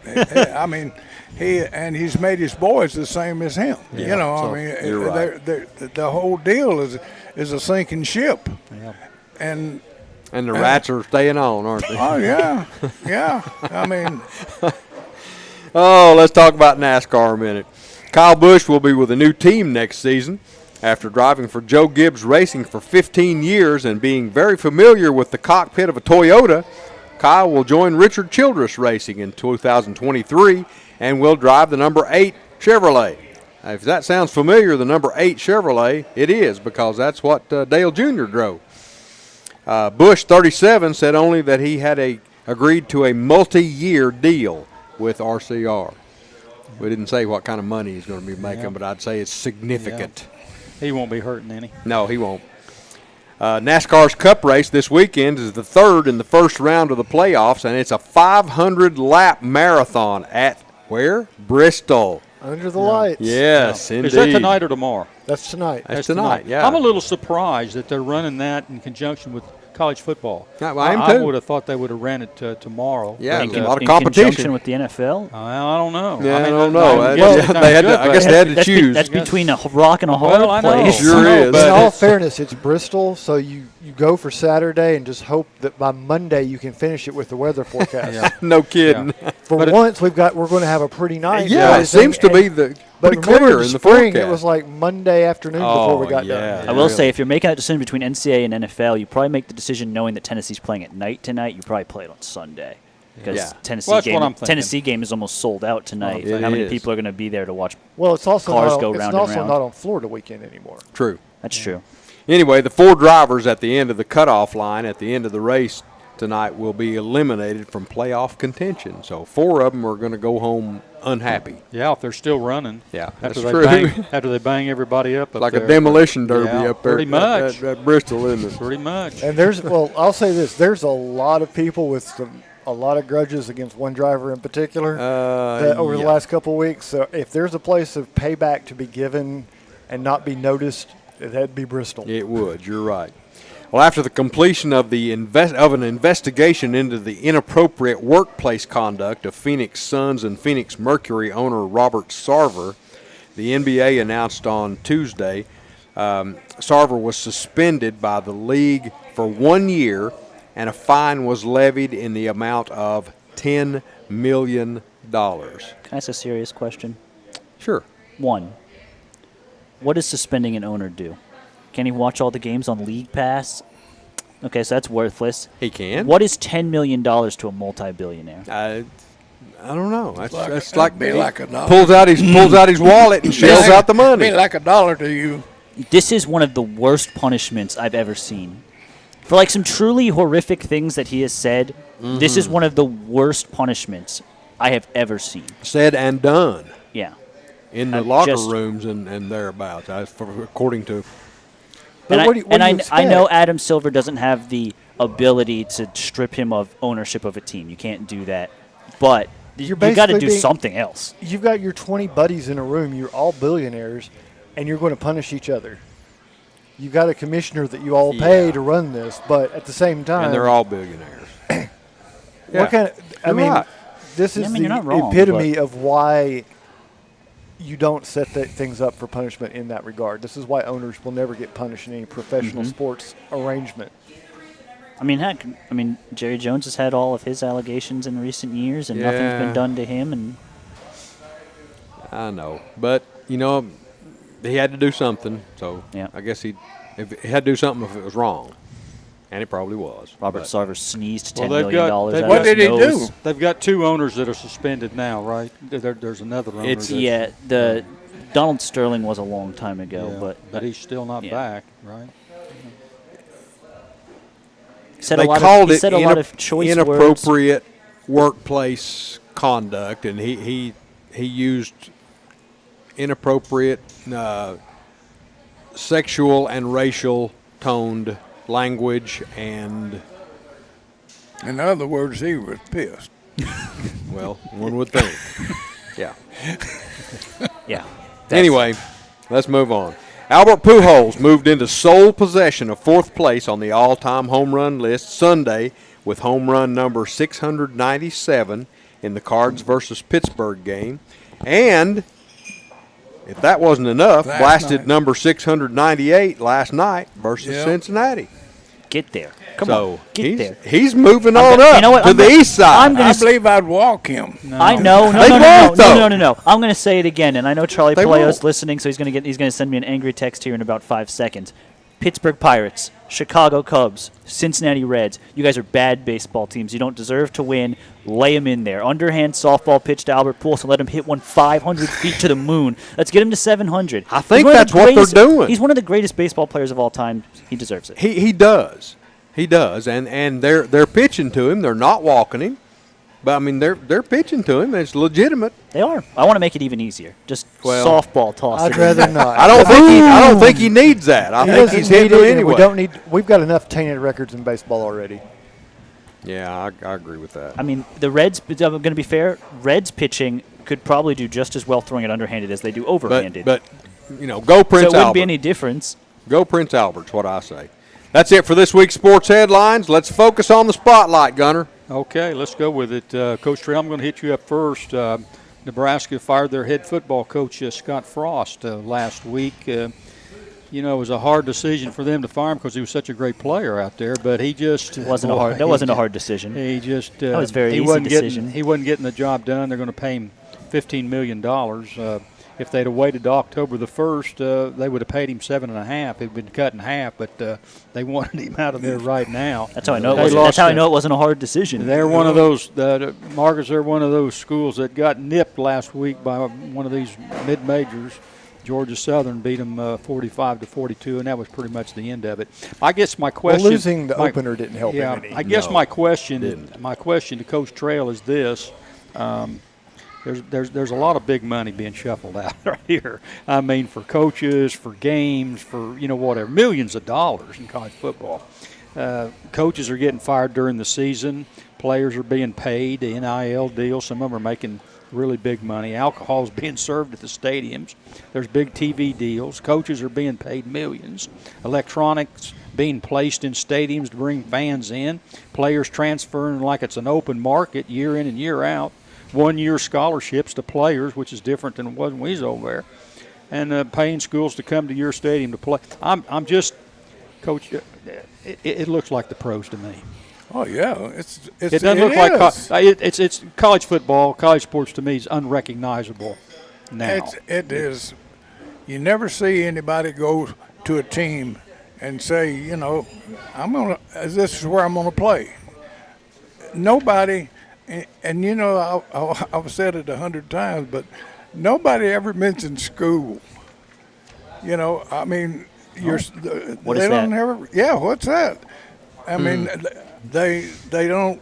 They major in family planning or some weird deal, and half of them don't go to class. And I mean, they might as well, like you say, it's pro football. Yeah, pretty much. Pretty much the same thing. It's a weird structure, though, because, baseball, we have a minor leagues that works. And football, for whatever reason, minor league system just never was developed, and now it's too late. So if you want to see college football, go over there and watch Shenandoah come visit Maryville College this afternoon. Yeah. That's college football. It is. What you're seeing right now with schools betting that they're going to cash in on that next television deal and spending money like there's no tomorrow. Yeah. That's not college football. And I didn't throw in minor league. And I didn't throw in gambling. When Oh, we yeah. ever thought gambling would get back into Hey. college sports? Hey. Huh? It was just not going to happen, but here it is. Yeah. You know? Oh, yeah. Gambling's great. Huh? Gambling's great. Hey, Nebraska, this is where it puts them, though. They're going to have to go through a whole year here. They've got an interim coach. They're going to put out a search committee to try to bring somebody in there. This team's going to play with rumors all year. That coach is going to have to play through all those rumors and get them ready week after week. They got a divided fan base. You know, they're going to want Tennessee's we know all about. Yeah, we know about this coach is getting fired and hired and so forth, but not a real pleasant situation for guys there. And then to top it off, they got Oklahoma today. Yeah, they got Oklahoma. I mean, you Tough know, day. how would you like to? Oh, here's the interim job. By the way, you can get Playing ready for Oklahoma. and we kind of go by that here. You know, how you do against Oklahoma. I tell you what, that's like you're talking about like going to stepping in the water over your head right now. Yeah, it's not. Yeah. You're not going to get to walk in. You're going to get bumped in. But that's the way. But of course. In a way, it's a market that's the damnedest market I've ever seen, because I can't understand, and I've always said this, you should pay a coach to win, and when he wins, you bump him up. If he don't win, you don't bump him to here. You bump him down. No, if he goes to there, then you fire him. Right. But the thing and give him is, $20 million. Yeah, and why would you do that? I mean, start him off at $2 million, and you win this, you get a little bit more. You win this, you get a little more. Tennessee's to blame for this. I mean, Philip Fulmer's first contract with Tennessee was one of the very first contracts to have a buyout clause in there. Yeah, that was where it was invented. Was Fulmer's agent. I've always said that there's just no better job than a college coach, because it's the only place in the world where you get paid more money to be bad. Yeah, well, that's why I say you hire a guy and you pay him this much money, and he's done nothing. Fire me. You owe me $10 million. Fire me. I mean, you take away the incentive to win. I'm looking at $10 million. Mama wants to move to Florida and Panhandle of Texas or somewhere. You know, I mean, and you'll never see me again. I got $20 million in the bank. Goodbye. That's right. I mean, I don't need to deal with these 18 to 22-year-old kids anymore. No, I'll go to Hawaii. Let's go somewhere. Let's leave Nebraska and head up to South Bend. Where we are Marshall. We are Marshall. We are Marshall. Where Notre Dame will be hosting California today. The Golden Bears come in 2-0, and the Irish come in 0-2 after losing to Marshall last Saturday 26-21 and giving up their $1 million to that particular program. Marcus Freeman is 0-3 going into today's game. Coach Trail and I, we talked a little bit about this, and I don't know. Of course, I followed Notre Dame football because I grew up there. But back in the late '50s, they hired Terry Brennan, who was a high school coach, out of Chicago. Then they, Jerry Faust was a high school coach from Moeller, Cincinnati. They brought him in. Bob Davey, who was an assistant coach with not any head coaching experience, they moved him up after Lou Holtz. They kind of showed him the door. And then here we got Marcus Freeman. You can throw in Ty Willingham and several others. But I'm having a hard time figuring out. Everybody thinks Notre Dame's this great football program up there, and that they got a lot of money and they got the name and they got the recognition. And everybody all over wants to just kill them, downgrade them, talk. But why do you hire somebody like that if you've got that kind of program? But they don't pay. Yeah, that's true. They don't pay. That's true. And that's why the guy left this past year. Exactly. He left because they were paying him $2 or $3 million. Right. He signed a $10 million contract. Exactly. That's just why. Anybody with a brain's doing that. Yeah, I mean, that's what I'm saying. If you're going to run with the big boys, you're going to have to pay with the big boys. And they put their program in a disadvantage up there. The other disadvantage is their academic requirements. Yeah. Hey, listen, you got to have a 4.06 grade point average to even be considered to get in school there.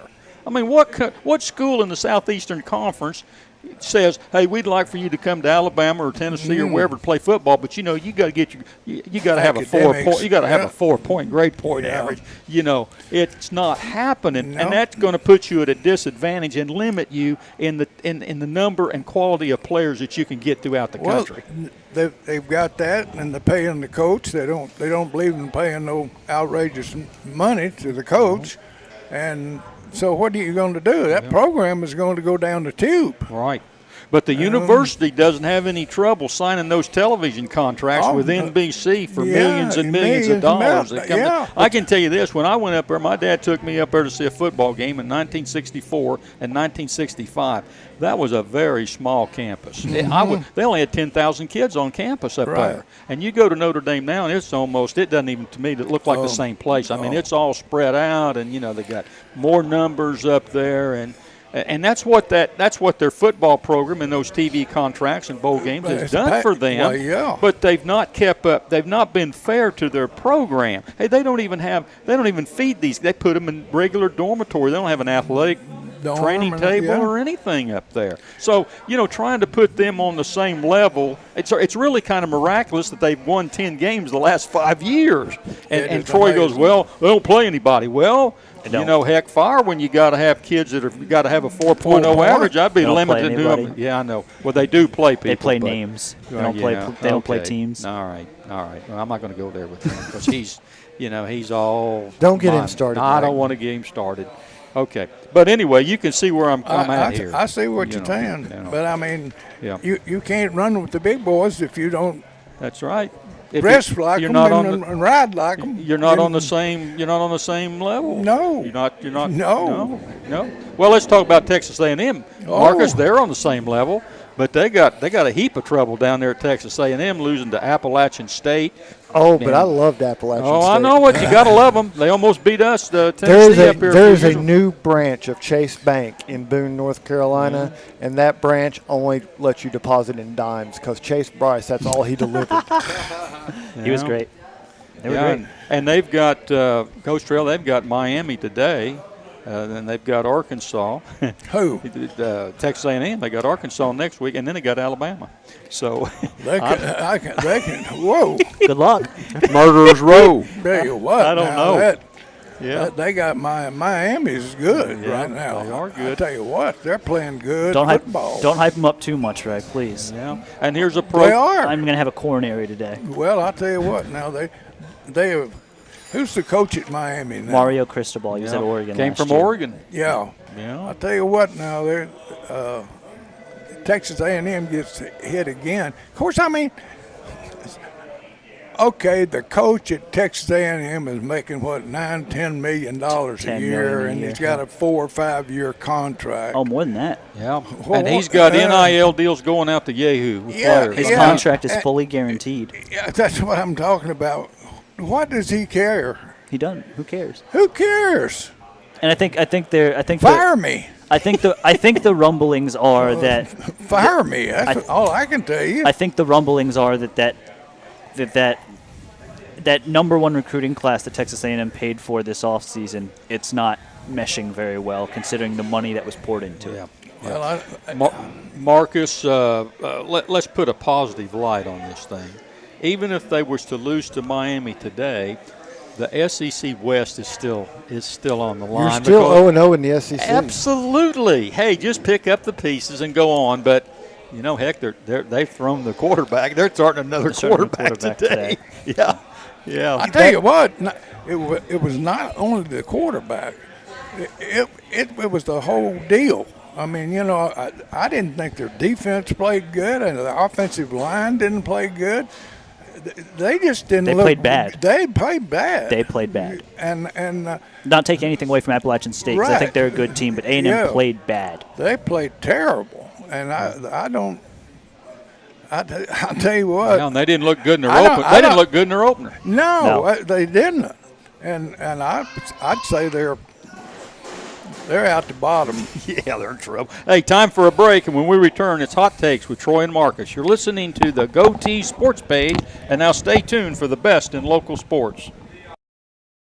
For over 50 years and 3 generations, the people of Blount County have trusted Stevenson Tire with their vehicles and their families. Our mission has always been simple: to provide quality products at reasonable prices with exceptional customer service. Featuring tire products from Michelin, BF Goodrich, Uniroyal, Bridgestone, Firestone, and Yokohama, Stevenson Tire also offers alignment and brake services at affordable prices. Stevenson Tire Company, 2411 East Broadway Avenue in Maryville.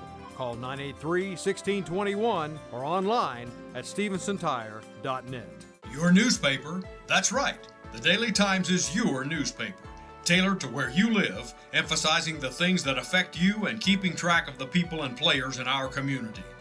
The award-winning Daily Times can be delivered each morning right to your door or inbox with the latest in local news and sports. For a 30-day free trial offer, call 981-1100 and begin enjoying your life, your times, every day with the Daily Times. Dunkin' has what you need to conquer the day. So if you want to go from, I don't got this, to, I got this, well, then get this. A bold, smooth espresso drink from Dunkin'. Like a layered velvety caramel macchiato, a rich chocolatey mocha latte, or a creamy non-dairy oat milk latte. Because this day isn't going to conquer itself. No, you're going to do that. Take a sip of You Got This with Dunkin' Espresso drinks. Order ahead on the app plus earn rewards. America runs on Dunkin'. Price and participation may vary. The Roger L. Newman Company began in 1984 with a vision of providing Blount County with excellent heating and cooling service. Mr. Newman also wanted a real business. No gimmicks and no high-pressure sales. They just fix it or replace it. They want to stay within your budget and make you comfortable. Their motto still stands true today: call us first, we'll be there. Call Roger L. Newman Company at 982-5446 or visit online at rogerlnewman.com. Cooler temperatures are approaching.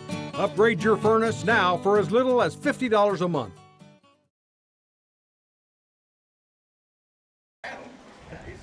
Welcome back to the Blue Tick Tavern in downtown Maryville. This is Mike Edwards, and it's time for the panel's bowl predictions for the week, sponsored by Shelter Insurance. I'm going to turn it over to Troy. I know that's dangerous, Coach Trail, to turn anything over to him, but I'm going to. Hey, okay?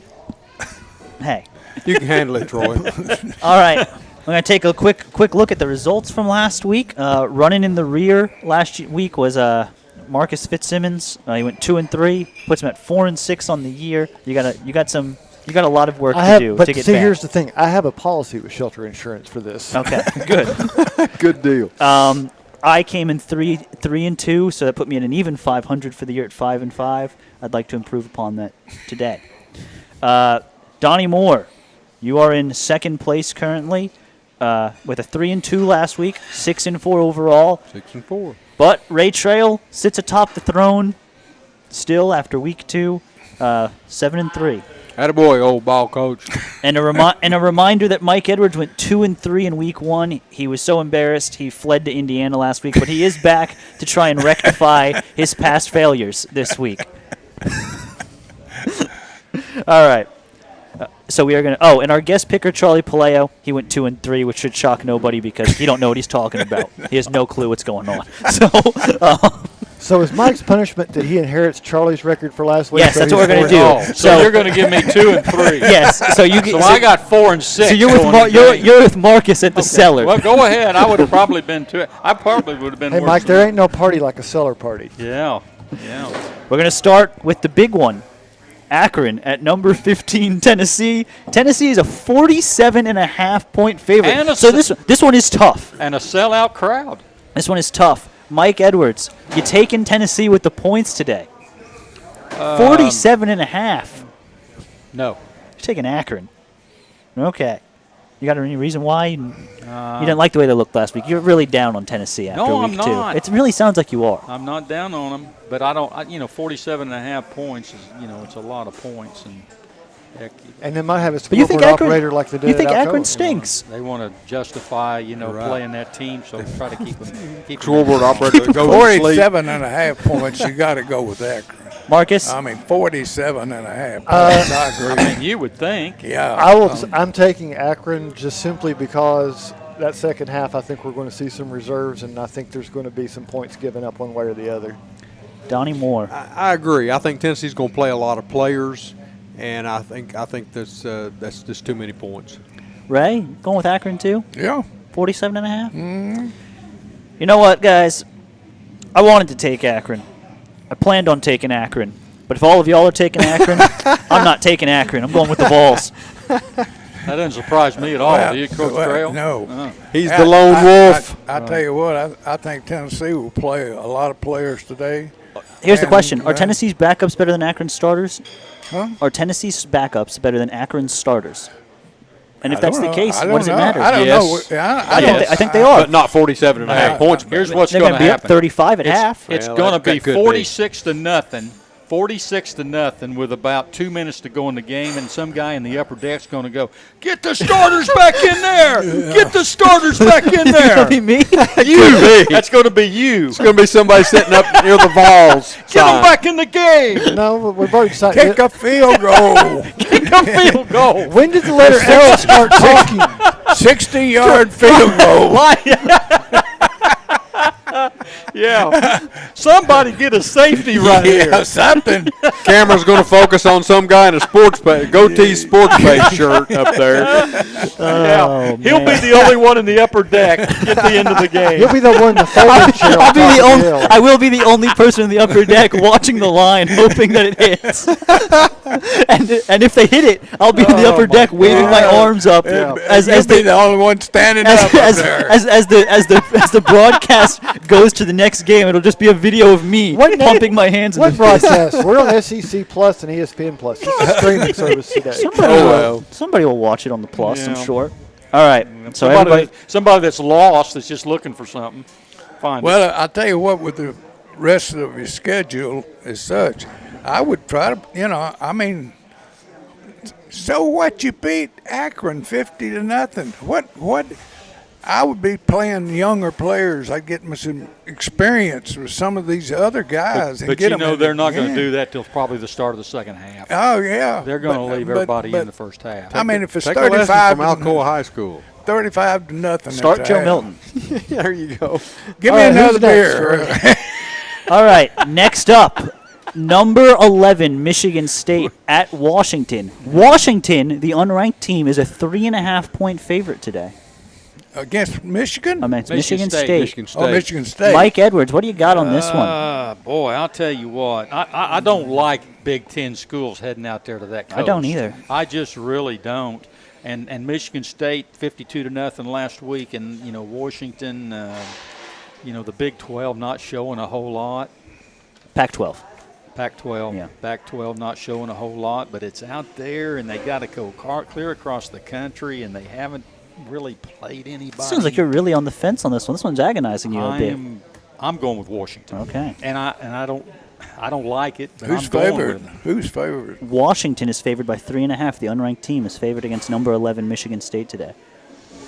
So you get 3.5 points if you take Michigan State today, Ray. Mm-hmm. Are you taking Sparty? Yeah, I'm going to take them. Okay, he's going to take Sparty. Marcus, what you got for me? God, this is such a painful thing. This is a tough one. This one No, really hurts. it's not so tough. It's a quandary because it pulls on heartstrings because I have a hard time supporting Wash U for anything because I'm given my choice, I will go with State and Cougars every time. Okay. But I don't think Sparty's going to win, but I'm going to pick them anyway. That's bold. I guess when you're in the cellar, you have to make decisions like that. Donnie, what you got? I'm going to take State. You're going to take State as well? I'm so glad so many guys that are down here in the South that don't have any – they don't like northern teams. Oh, Big here Ten, we go. And they've all picked Michigan State, and he's getting ready to pick them too. Go ahead. Put it on us. You're going to take Sparty. Go ahead. This one is a really tough one, and I don't really know – no, you just use the logic that everybody else went one way, so you're going another. So Doesn't matter who I like or who I don't like. I'm just going to take. Don't let me take that northern team, boy. Michigan State hasn't been tested. They don't have Kenneth Walker from a year ago. But I said this last week when Florida beat Utah and went to number 12. Since when did we start respecting the Pac-12? I ain't going to start now. Michigan State. There you go. Nothing like northern football. You know what? Total Football. That total gotta lack love of consistency. it. Troy's on the bandwagon now. Yeah. We're going to stay in the Big Ten here, Mike. Number 22 Penn State, a 3-point favorite at Auburn today. You And I want you. Come on, Mr. Big Ten. I am going with James Franklin down there today, because I tell you what, if Auburn doesn't come out of this game, there's another coach in trouble down there. Yeah. Oh, he's in trouble already. He's in trouble. But I like James Franklin. You know, they've already had a road test at Purdue, pretty tough test, and just about lost that game, but they pulled it out, and they like to they play that Penn State football. Yeah. They like to run it, control the football, and you know Auburn's just I don't know they can't find themselves. I'm going to go with Penn State. Marcus, what do you got? I'm going to take Auburn simply because I find it against my soul to pick James Franklin for anything except perhaps for criminal charges. Southern football over here, Mike. Some people just can't. Some people just can't take the northern team over the southern team. Donnie, what you got for me? 2.5. 3 even, or at least at time of now. Okay. Or when I wrote it down, it might be 2.5 now, but we go with how. I'm going to go with the War Eagles. It's going to go Tigers. Auburn. Ray Trail. Penn State. Penn State. I'm going to say something. That's not a first. You know, I am not a big believer in the Big Ten. You are? No, I'm not. You just picked Michigan State Against the Pac-12. I mean, anybody can beat the Pac-12. I'm not a big believer in the Big Ten. I am not a big believer in Penn State. But I do believe in them more than Auburn and Brady Harsin at the moment. So I'm taking Penn State. There you go. There you go. It's Troy's game of the week. There you go. Is next. Number 13, Miami. The Fighting Provo Heron Hurricanes at number 24, Texas A&M. And Texas A&M is getting a disrespectful 5.5 points. They are favored by 5.5 points after losing to Appalachian State. I have been angry about this all week. I hope that the Hurricanes looked at this and were disrespected as much as I think they should be, because this is outrageous. But Mike, who you got? Texas A&M minus 5.5. I think this is a week where I may not get one right. I have that feeling. I know you other guys don't, but I have that feeling. And Texas A&M totally embarrassed last week. They're changing their quarterbacks. It seems like they're all in disarray. Their playoff aspirations are gone by the wayside, and you know things are just coming off down there. But you know, sometimes people have a way of figuring out how to win a game against a lot of adversity. I'm going to go with Texas A&M, and I've got to make up ground because I was 2-3, and I know that's probably not what everybody feels, but I'm going to go with Texas A&M down in College Station. Marcus, what you got?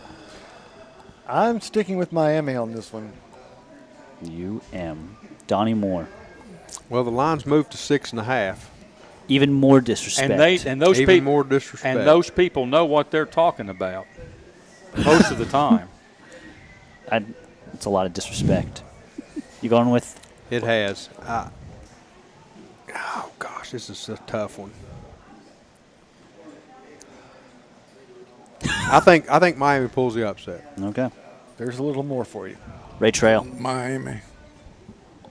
My heart says Miami. My brain says Miami. Texas A&M ain't good. Who's the only guy that picked Texas A&M? You did. I need to raise my hand here. I know we're running up against time here, so we're going to have to do this one. Who picked Washington? Am I the only one? Yeah, you were the only one. I'm to either going to make up ground or I'm going to be in heck of big trouble here. I know we're running up against time here, so this one will have to be quick. Number 12 BYU at number 25 Oregon. Oregon minus 3.5. Mike, what you got? Boy, I like BYU. I really like them. But out there, I'm going with Oregon. Okay. Marcus. Oregon, 20 straight wins at home. Donnie Moore. Ducks. Okay. Ray Trail.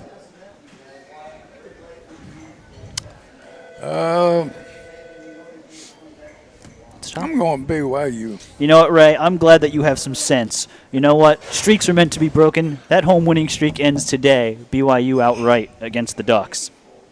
And that's all we got.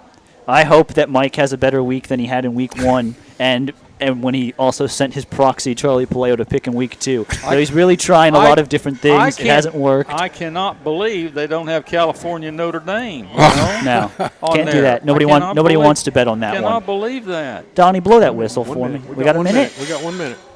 What is that line, Mike? That line, I think they got Notre Dame by 11. 11 and a half. I think I might take No, we got 15 seconds. We got 15 seconds. Donnie, blow that whistle and let's get out of here. I don't want to talk about Notre Dame any more than we have to.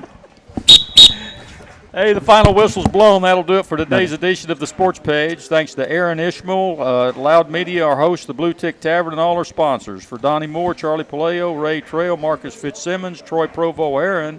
Until next Saturday, this is Mike Edwards, the Greenfield Gunner, wishing everyone good sports.